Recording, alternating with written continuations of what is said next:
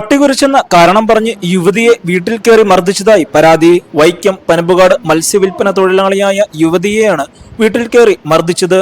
മർദ്ദനത്തിൽ തലയ്ക്കും കണ്ണിനും പരിക്കേറ്റ വൈക്കം പനമ്പുകാട് ആലവേലിയിൽ പ്രജിത ജോഷിയെ വൈക്കം ആശുപത്രിയിൽ പ്രവേശിപ്പിച്ചു. അയൽവാസിയായ ഹരികൃഷ്ണൻ, ഇയാളുടെ അച്ഛൻ കൈലാസൻ എന്നിവർ ചേർന്ന് മദ്യപിച്ചെത്തി മാരകമായി മർദ്ദിച്ചതെന്നാണ് യുവതി പരാതിയിൽ പറയുന്നത്.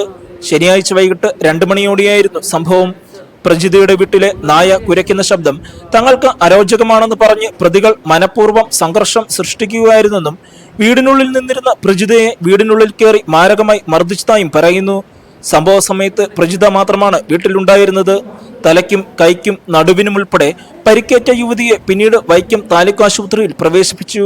പരാതിയുടെ അടിസ്ഥാനത്തിൽ വൈക്കം പോലീസ് അന്വേഷണം ആരംഭിച്ചു. Perfect shot. Look, he's my brother.